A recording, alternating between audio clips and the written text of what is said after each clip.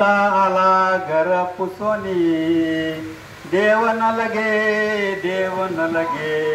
साठवणीचे रुंदले जागे पाठीमागच्या महिला पुढे येऊन बसा भरपूर जागा या मंदला देव दिसत असेल तर देव मंदला भाव बुडाला काय करो देव न लगे रुका मोल काही देव घ्या फुका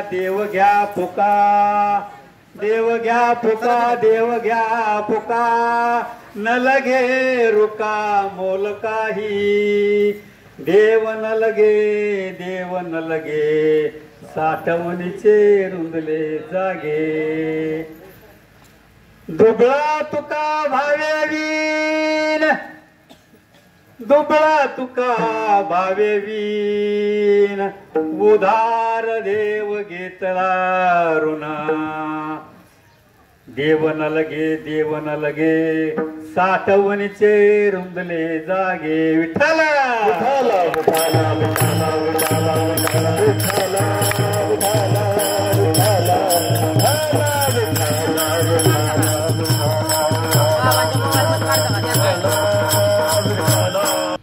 समाज ऐकत नाही मग आता सांगायचं बंद करायचं का ऐकत नाही म्हटल्यानंतर कारण संतांचं कार्य ते काय कार्य संतांचं बुडते हे जन न देखवे डोळा येतो कळवळा म्हणून या म्हणून त्यांचं काम आहे सांगायचं परंतु आपलं काम ऐकायचं का नाही ऐकायचं ते आपण आपलं ठरवायचं अलग लक्षामध्ये म्हणून ते सांगून कंटाळून गेले ते म्हणले आता ह्यांना सांगून काय उपयोग नाही कारण हे ऐकत नाही किती सांगू तरी नाही ऐकती भटकीचे पुढे टिंब रडतील कारण मला काय मला एवढं मी आपला साधा गोळा माणूस आहे सगळ्याला माहिती आहे मी दिंडीत काय करतोय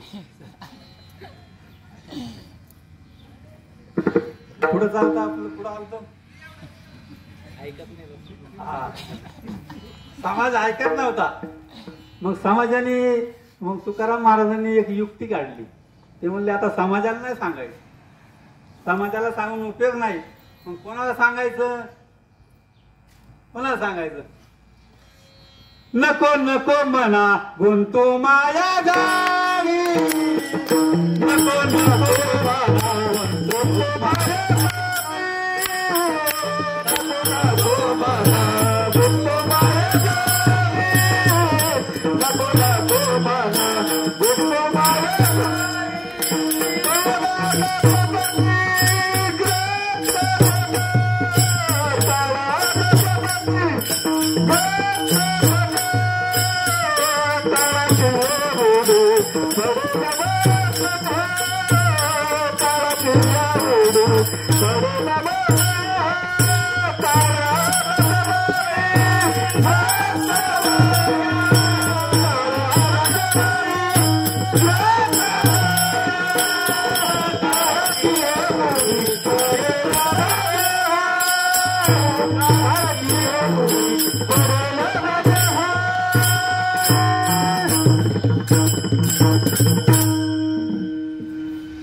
नको मना गुंतो माया जाळी काळ आला जवळे ग्रासावया काळाची हे उडी पडेल बाजेवा सोडविना तेव्हा मायबाप सोडविना बंधू पाठीची बहीण शेजाची कामीन दूर राहे सोडविना राधा देशीचा चौधरी अनेक सोयरी भली तू काय म्हणे तुझं सोडविना कोणी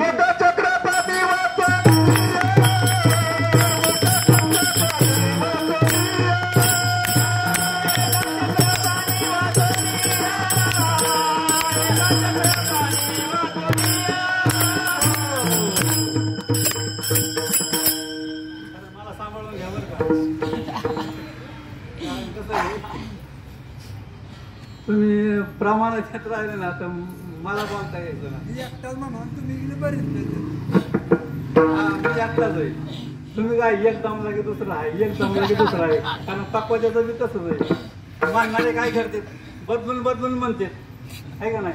पण वाजविणारा एकटाच असतो, ते जमून जातो बिचारा वाजवून असो. तुम्ही आम्ही खेळी मिळी गदारोळी आनंदी असंच पाहिजे. मग तुकाराम महाराजांनी ठरवलं की आता ह्या समाजाला सांगायचं नाही. मग समाज ज्याच्या ताब्यात आहे ना, समाज ज्याच्या ताब्यात आहे त्याला सांगायचं. समाज म्हणजे आपण कोणाच्या ताब्यात आहेत का बायकोच्या? आपण मनाच्या ताब्यात आहेत ना, कारण आपल्याला सर्व समजलेलं आहे सद्गुरूच्या कृपेने, म्हणून आपण म्हणतो मनाच्या ताब्यात आहे का नाही. मग आपण मनाच्या ताब्यात आहेत. पण आहेत का आपण मनाच्या ताब्यात? आपण आपल्या मनात विचार करा, आपण आपल्या मनाच्या ताब्यात आहोत का? जर जो असेल ना मनाच्या ताब्यात त्याने वर हात करून मला सांगा की आम्ही मनाच्या ताब्यात आहोत. आहे का कोणाची मनाच्या ताब्यात आहेत का आपण? मग नुसतंच म्हणायचं का? नुसतंच म्हणायचं का आम्ही मनाच्या ताब्यात आहे? अहो खरं परमार्थासाठी मनच आपल्याला आपला उद्धार करणार आहे, आणि आपलं मनच आपल्याला कुठे नेणार आहे? खाली नेणार आहे, म्हणजे गर्भवासाला नेणार आहे परत. आलं लक्षामध्ये. मग असो तुकाराम महाराजांनी मग काय केलं? मग त्यांनी म्हणलं आता आपण असं करू, कारण समाज ऐकत नाही ना, मग आपण आता व्यापार करू. म्हणून त्यांनी व्यापार सुरू केला. व्यापार कशाचा केला?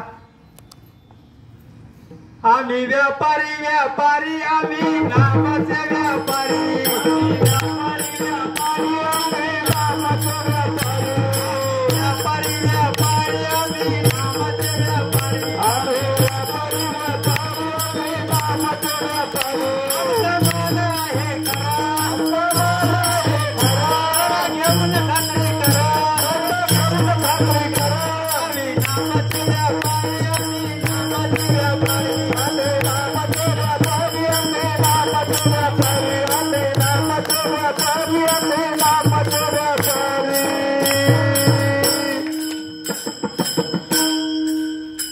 बरोबर. कारण तुकाराम महाराज म्हणले पण आता आपण काय करू? व्यापार सुरू करू. मग ते निघाले, व्यापार करायला निघाले. त्यांना अगोदर ते मिरची विकत होते, परंतु मिरची तिखट आहे, आणि ती मिरची त्यांनी काहींना फुकट देऊन टाकली. आणि मग म्हणले आता आपण काय करू? कारण समाज असा सुधारणार नाही. कारण कसं असतं, संतांना आहे ना अधोगती सहन होत नाही, आणि प्रगती कोणाला सहन होत नाही? भावकीला प्रगती सहन होत नाही. किंवा एखादा दुसरा महाराज असला तर त्याच्या विरुद्ध दुसरा महाराज असला का नाही, त्याला ह्याची प्रगती सहन होत नाही, ते पुढे गेल्याला.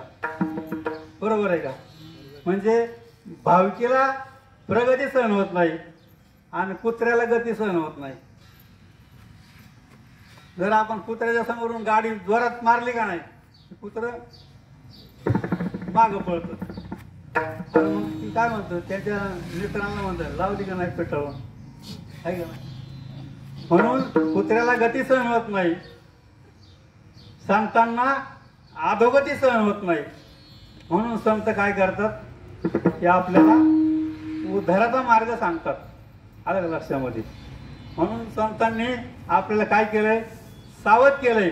उठा जागे व्हा रे आता, उठा जागे व्हा रे आता,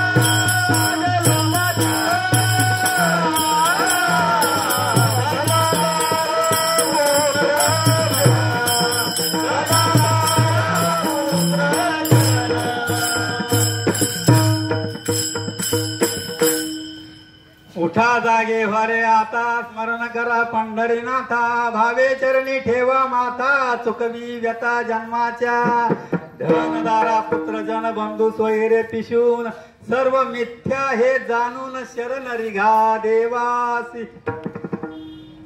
जमल का आपल्याला? मग एवढं सांगतेच साधू संत तरी आपण ऐकतो का? आपण ऐकत नाही ना. ऐकलं असतं तर मग कशाला ही पाळी आली असते आपल्यावर. कारण आपण ऐकत नाही. ऐकतो परंतु नुसतं ऐकतो ऐकत नाही. पण त्याला श्रवण करावं लागतं. श्रवण ऐकणं वेगळं आणि श्रवण वेगळं. कारण श्रवण भक्ती सगळ्यात श्रेष्ठ आहे. म्हणून नेहमी श्रवण करावं, ऐकण्यापेक्षा श्रवण करावं. म्हणजे रवंत करावं. जशी गाय म्हणा, दुसरा प्राणी म्हणा, अगोदर गबा गबा गबा गबा खातो आणि नंतर एक तासानंतर काय करतं? रवंत करीत बसत. आपण ऐकतो परत त्याच्यावर विचार नाही. एखाद्याला विचार नाही, कुठे गेलता? कीर्तनाला गेलतो. कोणता अभंग घेतला होता? एवढं कोणाला जमतोय? मग जायचं कशासाठी? आम्ही कीर्तनाला गेलो, आम्ही कथेला गेलो, आम्ही प्रवचनाला गेलो, आम्ही रामायणाला गेलो म्हणून आम्हाला पुण्य झालं. आम्ही दिंडीला गेलो आहे का नाही? दिंडीला कशाला जायचं? अहो आम्ही दिंडीत लय अनुभव पाहिले. कोण कसा हौशे नवशे गवशे सगळ्या प्रकारचे दिंडीत असतात. हा,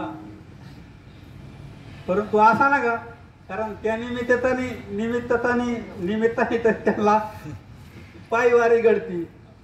असा ना का, कारण खोटं जरी केलं, नाटक जरी केलं तरी ते एक दिवस सफल झाल्याशिवाय राहत नाही. अलग लक्षात. परंतु तुम्हाला नाही जमलं तुम्ही नाटक तरी करा. अलग लक्षात. तुम्हाला नसल अवस्था होत ना, तर अवस्थेचं नाटक तरी करा. अवस्थेचं नाटक करता येतं तुम्हाला. नसलं करता येतं मग तुम्हाला सांगतो मी कसं करायचं ते. आणि करता येतं असेल तर करा, कारण त्याच्याशिवाय परमार्थ नाही. अलग लक्षामध्ये. कारण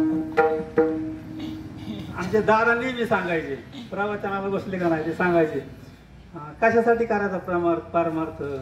परमार्थ म्हणजे नेमकं काय? कशासाठी करायचा? गाड्यावर पोथ्या वाटणे, पारायण करणे,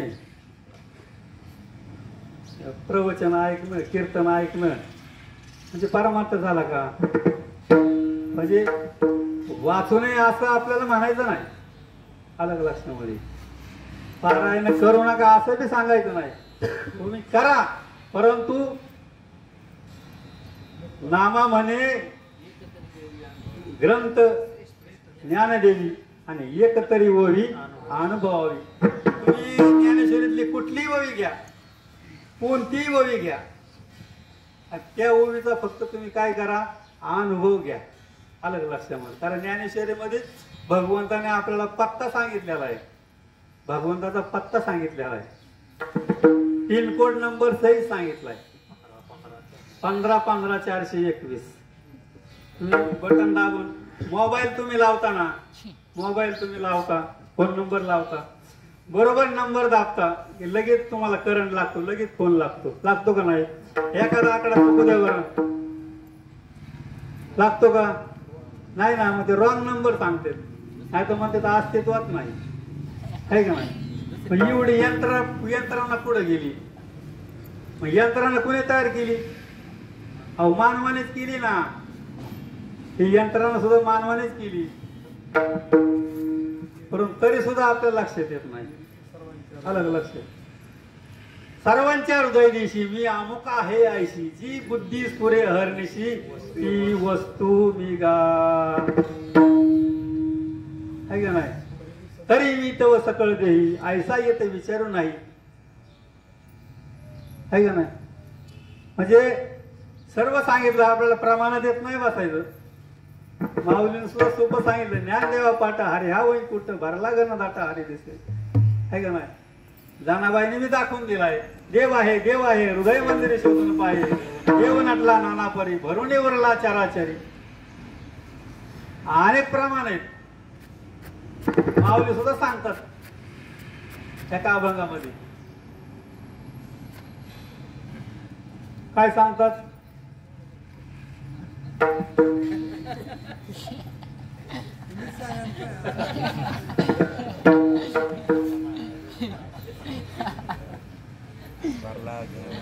देवा नाही रूप देवा नाही गाव, देवा नाही रूप देवा नाही गाव, देवा नाही रूप देवा नाही गाव, देवा नाही रूप देवा नाही गाव, देवा नाही गाव कोठे काही, देवा नाही गाव कोठे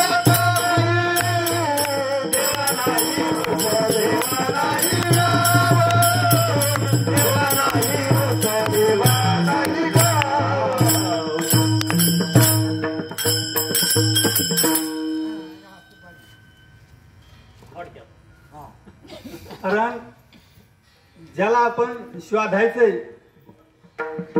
कोणाला शोधायला चाललो आपण? भेटायला चाललो, देवाला भेटायला चाललो, आहे का नाही? तो देव कुठे आहे? पंढरपूर आहे. मग कशाला चाललंय?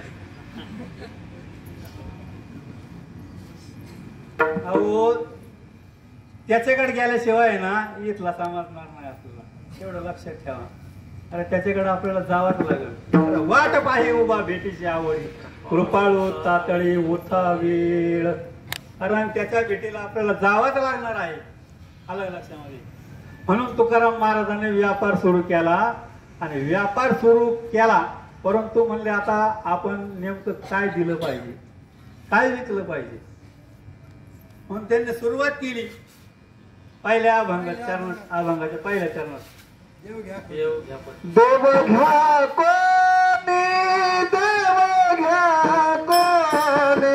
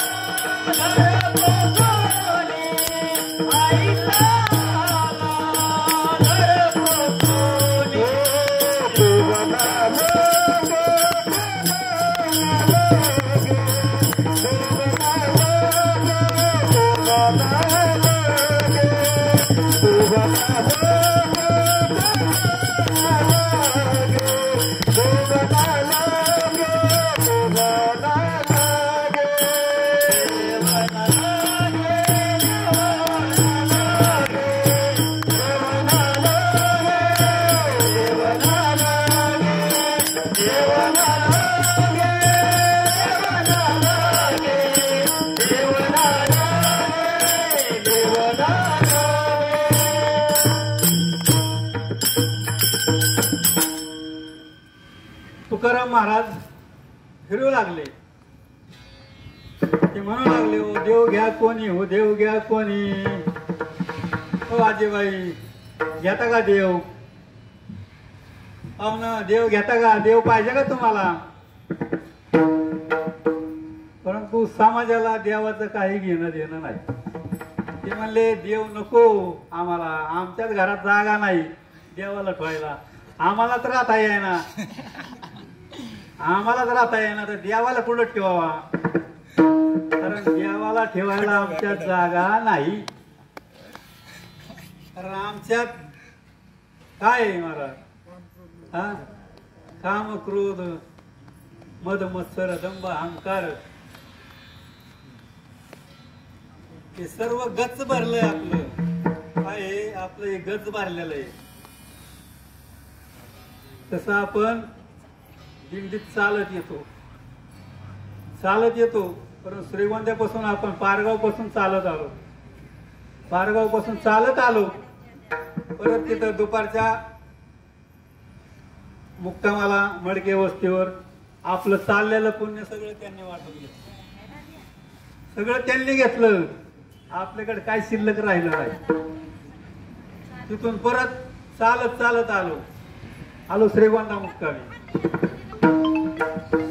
मुक्कामी आल्यानंतर ती राजूभाऊ खेतमळे त्यांनी सगळं वाटून घेतलं आपलं. आपण इथपर्यंत येतो, परंतु सगळं वाटीत आलो तर आपण सुद्धा, कारण आपलं काही शिल्लक राहिलेलं नाही. अलग लक्षामध्ये हा ना. आणि आज सुद्धा आपण या ठिकाणी आलो ना, या ठिकाणी सुद्धा, कारण हे माझ्याकडे आज मला सेवा करायची नव्हती बरं का, कारण माझी इच्छा बी नव्हती सेवा करण्याची. परंतु काय झालं, काल आपले नवनाथ भाऊ नवरे काल तिकडे आले, दुपारच्या आपल्या मुक्कामाच्या ठिकाणी आले म्हणले जय हरे भाऊ आले माझ्यापाशी राहिले आणि असे बघायचे. म्हणले काय बघता भाऊ म्हणले. ते म्हणले मी बघतोय म्हणले, हिरीतोय पण सापडला म्हणले, मला सापडला. म्हणलं काय हिरीता, कुणाला बघता. ती म्हणले उद्या सेवा कोणाची करायची ती बघत होतो मी. म्हणले मला सापडला. त्यांनी आमच्या गळ्यात लोढणं टाकलं. आता म्हणलं त्यांना म्हणलं राव तुम्ही चांगला माणूस बघायचा, माझ्या गळ्यात लोढणं टाकलं. म्हणलं काय हरकत नाही, म्हणलं आपण कोण करणार आहे ते तर दादा करून घेतील काय असं, कारण आपण काही करणार नाही आणि आपण काही करतही नाही. आणि आपल्याला येतंय काय तेव्हा आपल्याला काहीच येत नाही. कारण दादांनी सुद्धा कधी असं म्हणजे अभिमानाने कधी कीर्तन केलं नाही. आता प्रवचन म्हणजे बळच का आम्हीच करायला लावायचं, आम्हीच बोलायला लावायचो दादाला म्हणायचो दादा तुम्ही करा प्रवचन आज. ते आपलं सांगायचे आम्हाला समजून. परंतु दादांना सर्व गोष्टी ज्ञान होते बरं का, सर्व गोष्टी ज्ञात होते. कारण दादांनी सुद्धा मला पक्वादाचे काही बोल मला सांगितलेले लक्षामध्ये. आणि माझ्याकडं प्रॅक्टिस करण्यासाठी मृदंग सुद्धा नव्हता, परंतु त्यांच्या जोडीला एक बोर्डे दादा असायचे. आणि मग त्यांनी मला काय केलं, त्यांच्या घरात एक खोड होता असं, ती खोड अजून आहे, तो पक्वाद बी आहे अजून दादांच्या मंदिरावर. ते दिलं, म्हणलं ह्याला तुम्ही बनवून घ्या. आणि खरं जर सांगायचं, एवढं सांगायचा उद्देश काय सांगू का, खरं म्हणजे माझा अनुभव सांगतो. माझा अनुभव असा आहे की मला या दिंडी सोहळ्यात म्हणा किंवा या संप्रदायात म्हणा येण्याचं कारण फक्त एवढंच होतं, तेवढं फक्त वाजवण्याचं. कारण श्रीगोंदा परिसरामध्ये आनंद संप्रदायाचं कीर्तन म्हटलं ना की वाजवायला कोणी येत नसत, कारण अंगात येतं म्हणून ते वाजवायला कोणीच येत नव्हतं. नाही खरी परिस्थिती तुम्हाला सांगतो, कोणीच येत नव्हतं, पकवाजाच नव्हता. फक्त एकच पकवाजा होता, तो माणिक आनंदकर म्हणून, तो आनंद देऊन शिकून आला होता आणि तेवढा एकटाच होता. परंतु त्याला कुठं कार्यक्रम आला ना साप्त्याचा, मग इकडे गोठाळा व्हायचा. आणि आम्हाला जामीन आमचे जावाई कपिलर शिंदे ते आमचे जावाई आहेत. हा जावाई म्हणजे खरोखर जावाई येत आमच्या, म्हणजे सख्खे जावाई, आमच्या सख्या साडूचे जावाई येते.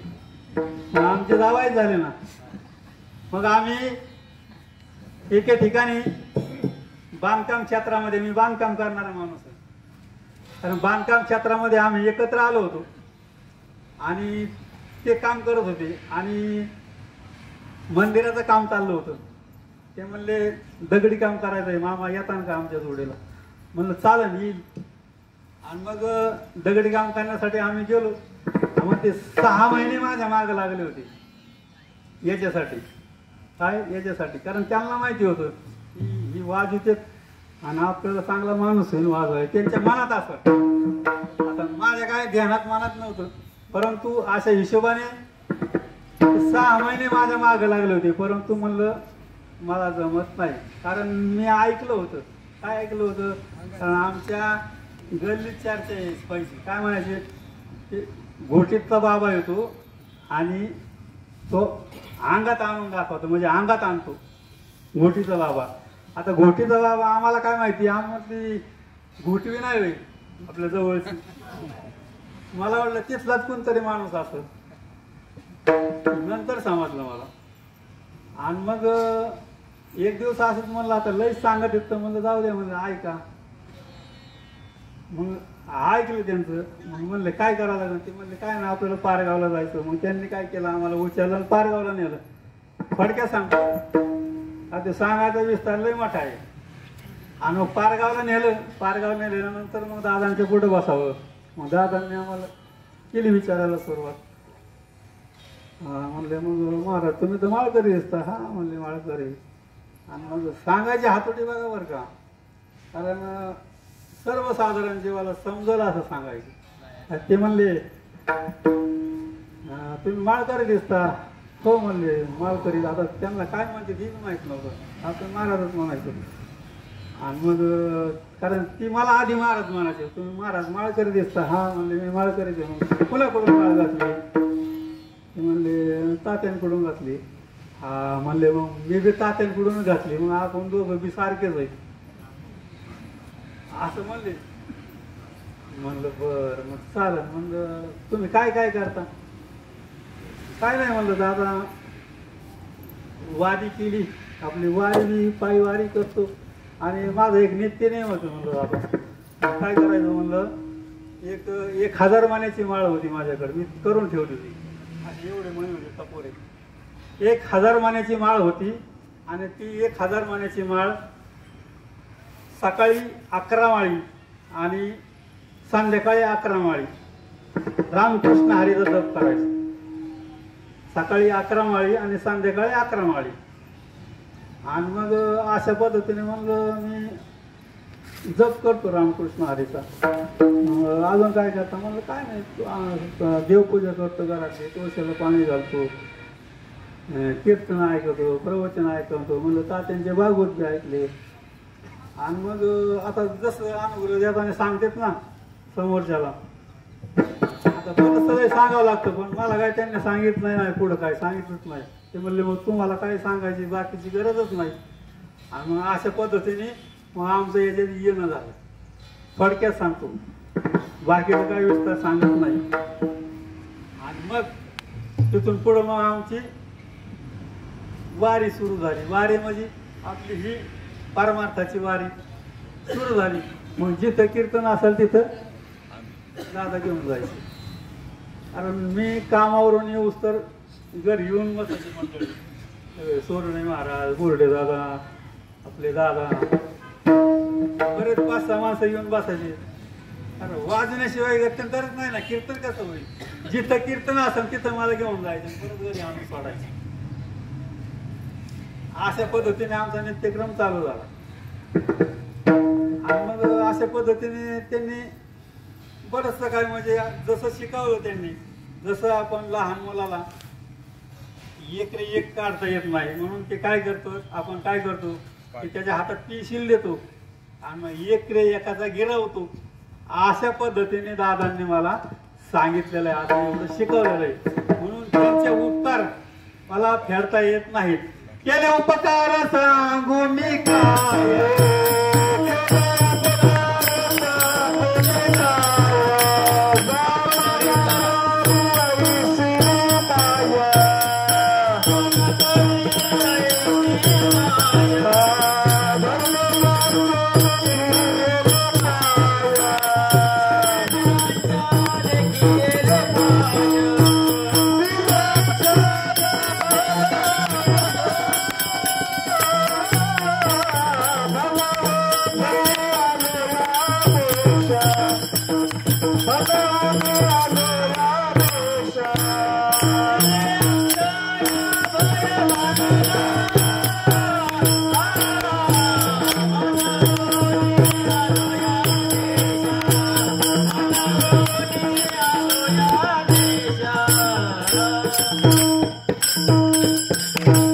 एवढे उपकार त्यांनी आपल्यावर केलेत, अलग लक्षामध्ये.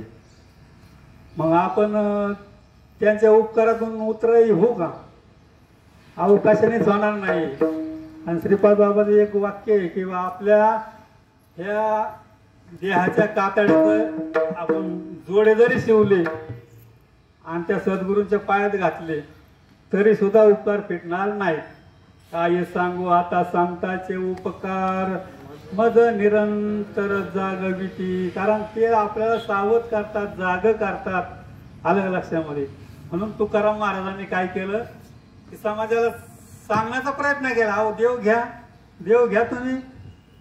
परंतु कुणीच देव घ्यायला तयार नाही, कुणीच घ्यायला तयार नाही.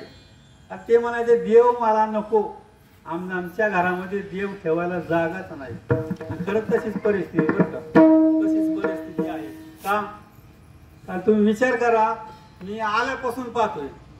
काय आल्यापासून म्हणजे 10 वर्षापासून पाहतोय, नुसता आजच नाही, 10 वर्षापासून पाहतोय. काय पाहतोय सांगू का? सांगू का खरं? आपल्याकडे मोबाईल आहे ना, मोबाईल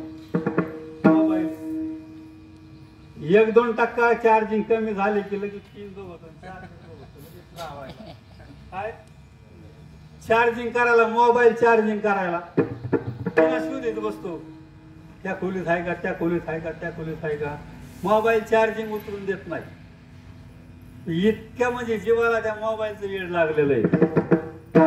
मी म्हणतो नसली चार्जिंग तर काय होईल? फोन यायचा नाही घरून, आहे का नाही? आपल्याला फोन करता यायचा नाही. नाही मग ती मोबाईलच लागतो आम्हाला. मग तुम्ही विचार करा, त्या मोबाईलची चार्जिंग तुम्ही उतरून देत नाही, मग ह्या मोबाईलची चार्जिंग कवा करता? होती का नाही चार्जिंग ह्या मोबाईल? आपल्याला वाटतं का नाही हा मोबाईल आपला चार्जिंग व्हावा? वाटतंय का नाही? हा अहो पहिल्या वर्षी म्हणलं दिंडीला, म्हणलं ही काय डाके महाराज, ह्यांना म्हणलं चला येता का दिंड्याला? आले बरं का, ते आले. 1 वर्ष आले, जोडीने आले देवी. आल्यानंतर मग परत माघारी आलो आम्ही. सोहळा पाहिला त्यांना दिंडीचा, आवडला त्यांना. पण ती म्हणले सगळे मानणारे तर गायक आहेत, मग आम्हाला म्हणता येत नाही, काही नाही, मग आम्हाला काहीतरी शिकवा, मग आम्ही पुढच्या वर्षी येऊ. नाही तर मग काय उपयोग आहे आम्हाला येऊन. म्हणून मग त्यांना म्हणलं या, म्हणलं तुम्हाला मी सांगतो, म्हणलं कसं म्हणायचं, काय म्हणायचं. मग त्यांना पुढच्या वर्षी परत तयार केलं. चला म्हणलं तुम्हाला मी शिकवतो. मग त्यांना पद लिहून दिले, अलग लक्षात. पहिलं सुरुवातीचं पद लिहून दिलं त्यांना, अलग लक्षामध्ये. कोणतं पद लिहून दिलं? दिंडी निघाली सद्गुरु दादाची, मला घाई झाली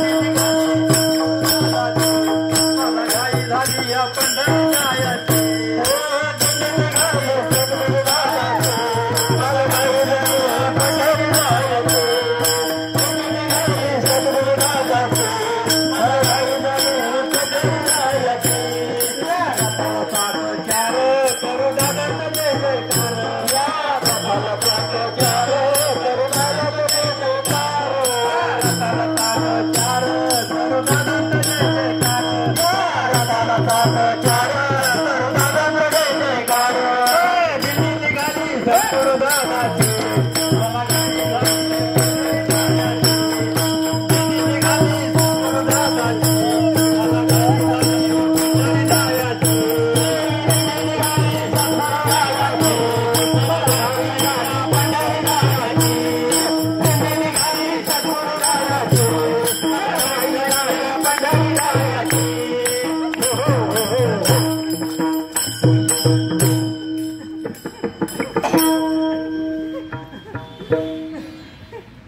मग हे जे पद आहे ना हे पद खरं सांगतो ते इतकं फेमस झालं की किती वयस्कर जरी आजी असली ना तरी ती नाचल्याशिवाय राहत नाही.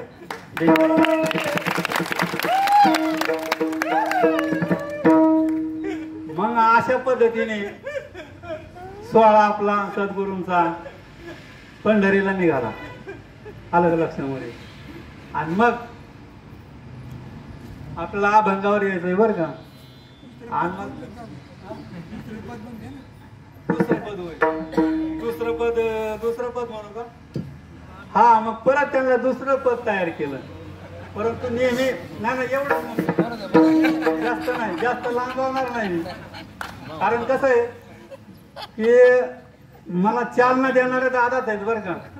कारण मी काय कुठं म्हणजे लय ज्ञानी नाही किंवा अभ्यासू नाही, काय नाही. कारण दादांनी सुद्धा मग मला ते दुसरं पद कसं तयार करायचं ते मला सांगितलं.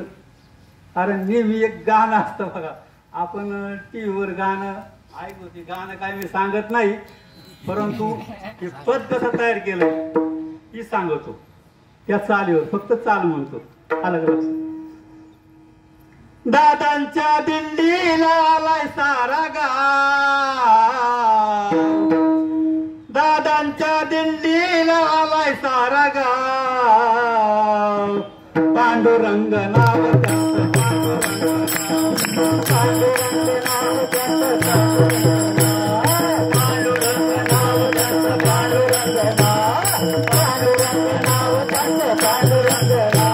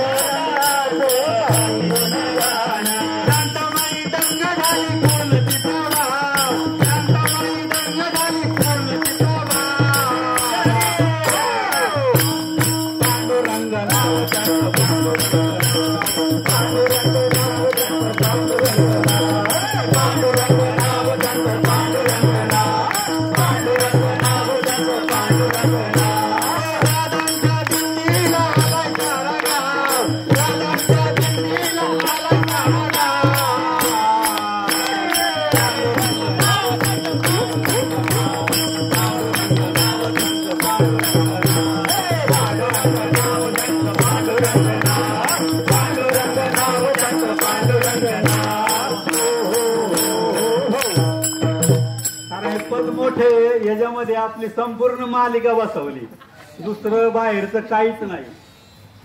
कारण थोडक्यात सांगतो हे पद कसं आहे,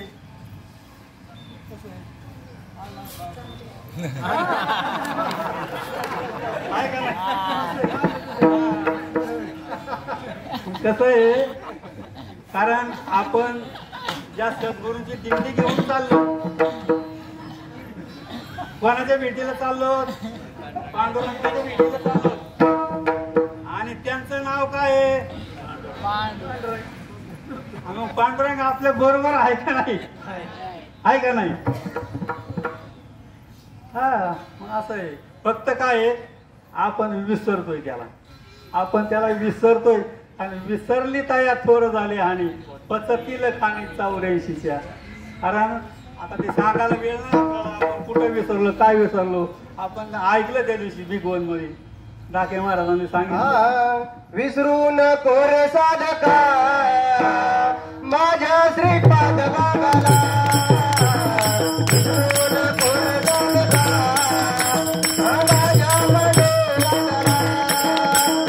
विसरू नको साधका माझ्या वडिलांना. विसरू नको साधका माझ्या वडिलांना.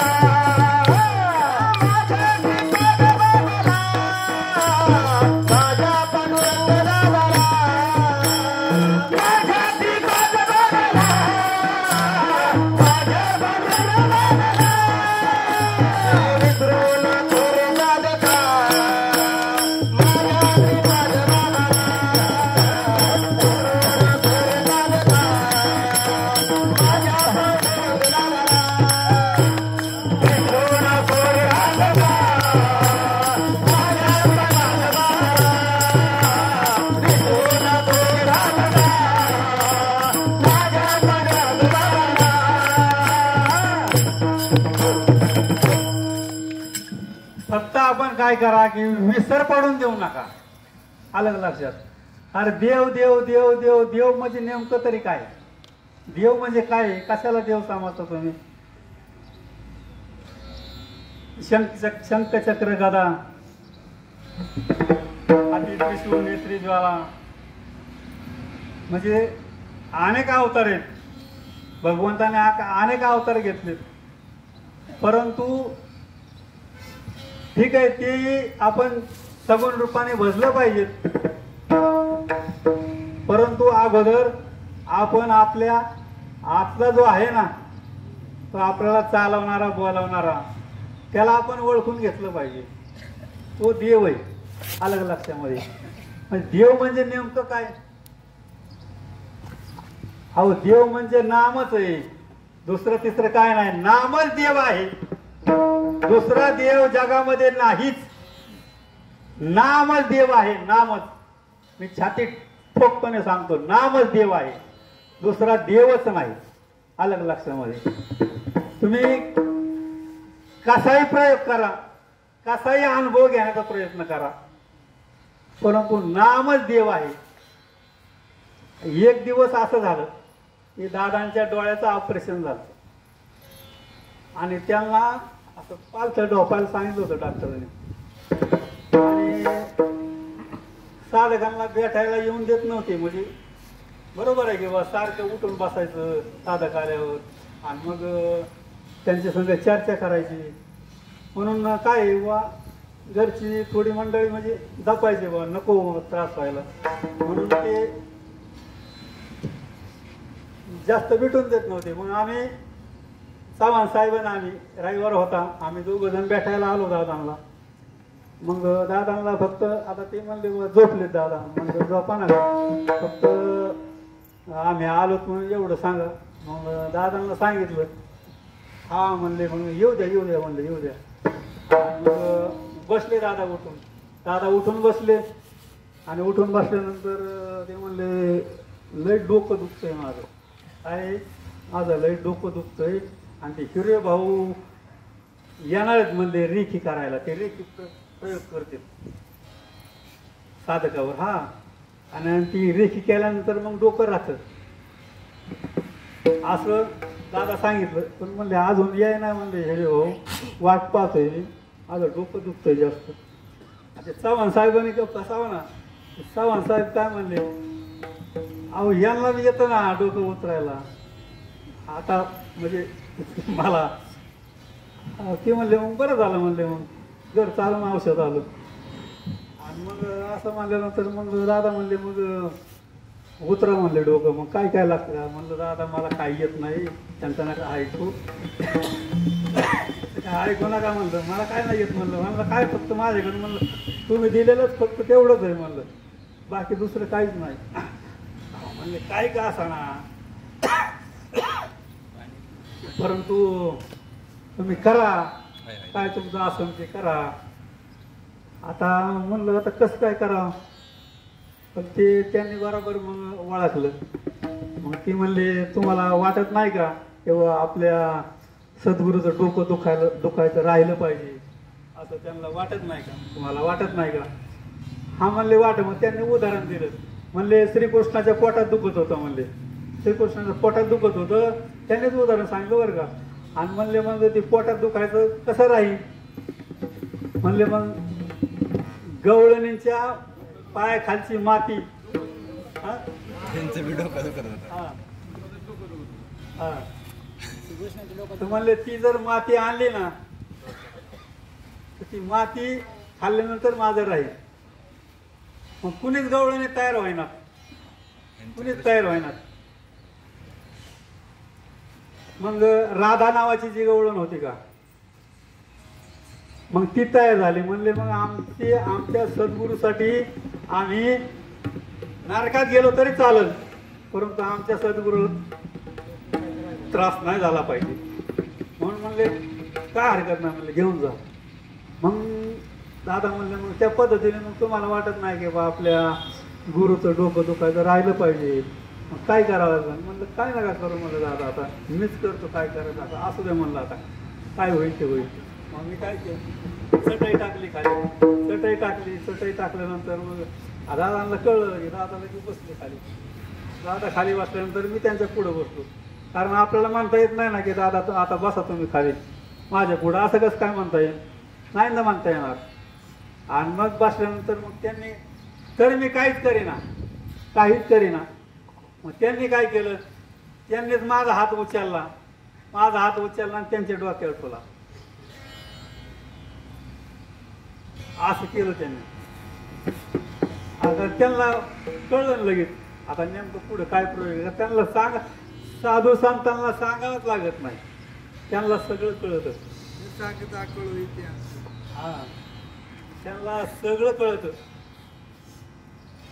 कारण त्यांनी मग त्या पद्धतीने माझाच हात उचलला आणि त्यांच्या डोक्यावर ठेवला.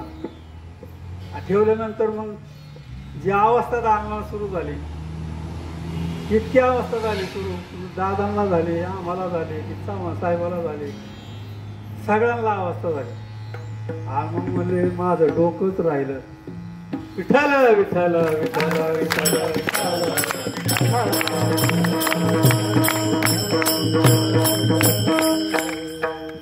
असे अनेक प्रकारचे अनुभव आहेत. परंतु मी सगळे अनुभव सांगत बसत नाही.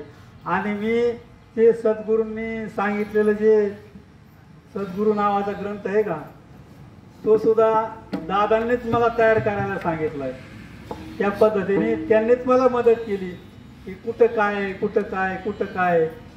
कसं लिहायचा कसं नाही हे सगळं त्यांनीच मला प्रोत्साहन केलं. म्हणून हा ग्रंथ तयार झाला.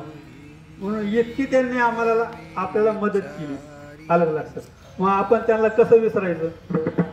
विसरूच शकत नाही. तुम्ही विचार करा श्रीगोंद देऊन इथपर्यंत आपण आलो. आपल्याला काय कमतरता वाटली का? काहीच कमतरता नाही. खाण्यापिण्याचं सोडा. खाण्यापिण्याचं कुठेही भेटतं, कुठल्या दंडीत भेटतं. परंतु बाकीची जी व्यवस्था आहे ते सुद्धा आपल्याला जिथले तिथं प्राप्त होते. आणि आपला सगळा समाज आहे ना हा सगळा समाज आपला कसा आहे? दयाळू आहे, मायाळू आहे. कारण कोणालाही याच्यात राग येत नाही, लोभ येत नाही, काय नाही. कारण अशाच पद्धतीने आपण आपली दिंडी चालू ठेवली पाहिजे. आलं लक्षामध्ये? मग याच्यातच आपला देव आहे. कशामध्ये? कारण आपण दिंडीत चालत असताना आपण नामघोष केला पाहिजे. कारण नामघोष कसा केला पाहिजे? सदा नामघोष करो हरे कथा तेने सदा चित्ता समाधान. आलं लक्षामध्ये? कसं आहे बरं का? तुम्हाला एक व्यावहारिक दृष्टांत सांगतो. आपण नेमकं काय केलं पाहिजे आणि आपण सध्या काय करतोय. आता ही एक बाटली आणि ती एक बाटली. हा आता ह्या बाटलीमध्ये आहे ना अमृत आहे. या बाटलीमध्ये अमृत आहे. कीर्तनाचा टायम संपला. कीर्तनाचा टायम संपला. संपल्या लय लांब नाही जायचं ना, आपण त्यासाठी आलो. कारण समाजला पाहिजे ना, आपण काय करतो समाजला पाहिजे. कीर्तनाचा टाइम संपला मग काय झालं? अहो काय जाहिरात लागली होती. दोन तास शास्त्र सांगत असतात. म्हणजे शास्त्र सांगायचं नाही आपल्याला, कारण ब्रह्मज्ञान सांगायचं नाही कोणाला. सर्वसाधारण समाजाला सर्वसाधारणच दृष्टांत दिले पाहिजे. कारण ह्या बाटलीमध्ये काय अमृत आहे आणि त्या बाटलीमध्ये काय विष आहे. त्या बाटलीमध्ये अमृत आहे आणि त्या बाटलीमध्ये विष आहे. मग आता विचार करा, ह्याच्यामध्ये विष आहे आणि ह्याच्यामध्ये अमृत आहे. मग आता तुम्हाला कोणती आवडून सांगा, कोणते घेणार तुम्ही? अमृताचे घेणार. कारण माझ्या सकट मला सुद्धा अमृतच वाटतंय ना घ्यावा. कारण अमृत प्यायलं काय होतं? मरण येत नाही, आहे का? असं कुठं लिहून ठेवलंय का? अमृत प्यायलं मरण येत नाही, लिहून नाही ठेवलं. परंतु विचार करा, आणि विष प्यायल्यावर मरतो, आहे का? परंतु विष प्यायल्यावर मरतो का? तसा मरणार नाही, मरणारच आहे. मग आता एखाद अमृत आहे, एखाद विष आहे. मग आता आपल्याला अमृत आवडतं परंतु विष आवडत नाही, आहे का नाही? म्हणजे अमृत म्हणजे काय सांगू का? अमृत म्हणजे खरा पारमार्थ आहे. अमृत म्हणजे खरा पारमार्थ आहे आणि विष म्हणजे हा प्रपंच आहे, हा संसार आहे. आलं लक्षामध्ये?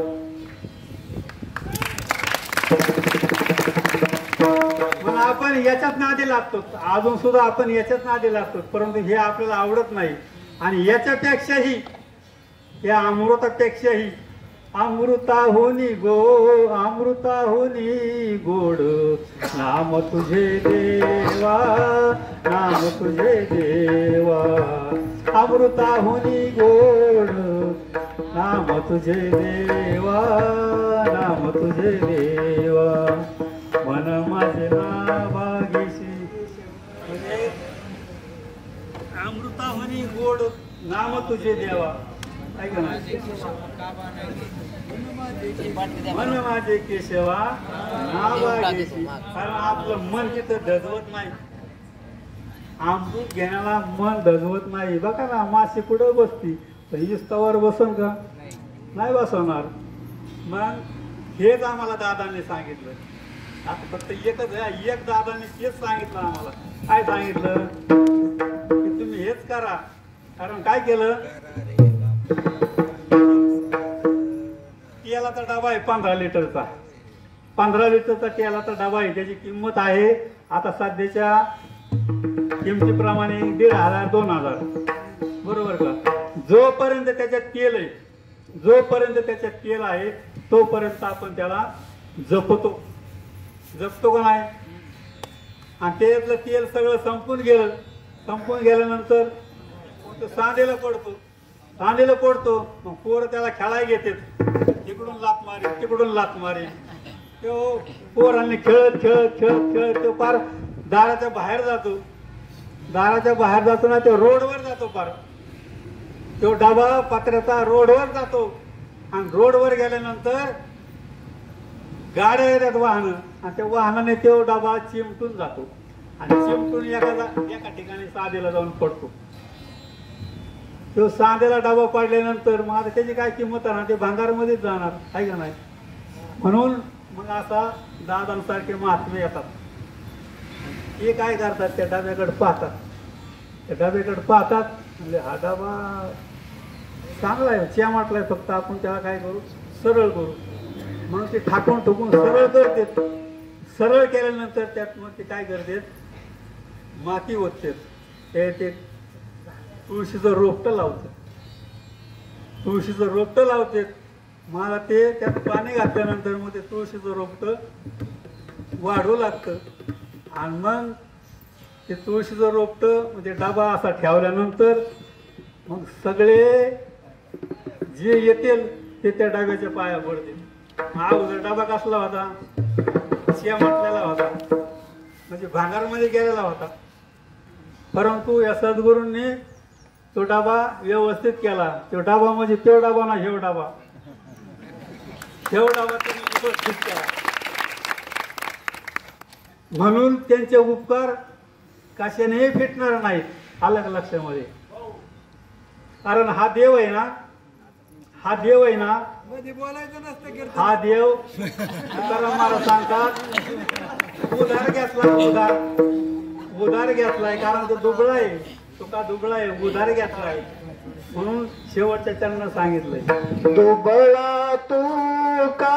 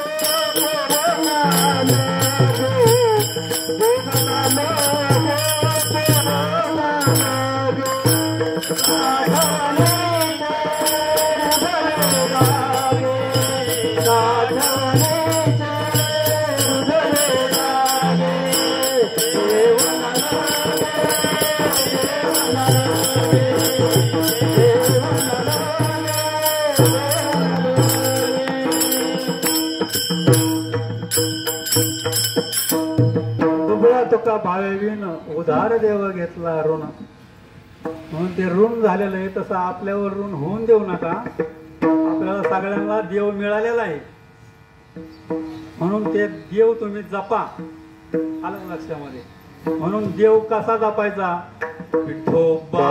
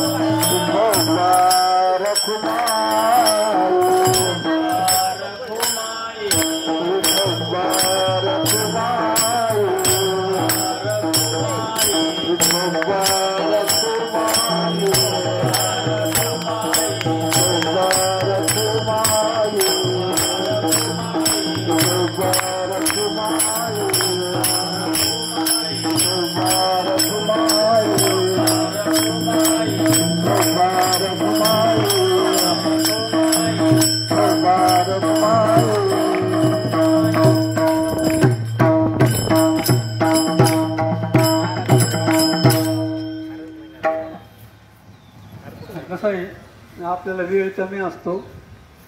कारण वेळेअभावी, कारण वाटचालीचं कीर्तन कसं असतं, 1 तास पाऊण तास, लय झालं तर 1.5 तास, 1.5 तास पुढं कसंच नाही. कारण कीर्तन लय झटपट करायचं असतं. त्यामुळं आपण, कारण सगळे दमलेले असतात. आज आपल्याला आता सुंदर अशी पंगत होणार आहे. ते परकुटे, आगोटी, वरकुटे साधक परिवार आणि आगोटी साधक परिवार. आता आगोटीच ना,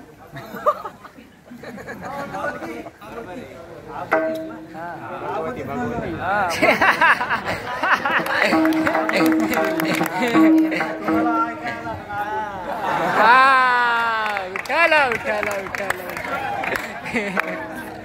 तर सुंदर असं आपल्याला त्यांनी दरवर्षीप्रमाणे ते आपली सेवा करतात अलग लक्षामध्ये. म्हणून आता सर्वांनी काय करायचंय, भोजन करायचंय आणि आपली पुढील वाटचाल सुरू करायची. ज्ञानेश्वर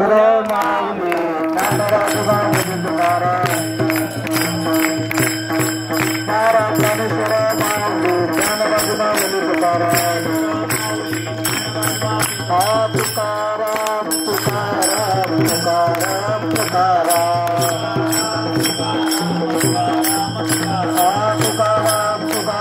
तुकाराम तुकाराम आज विठ्ठल जय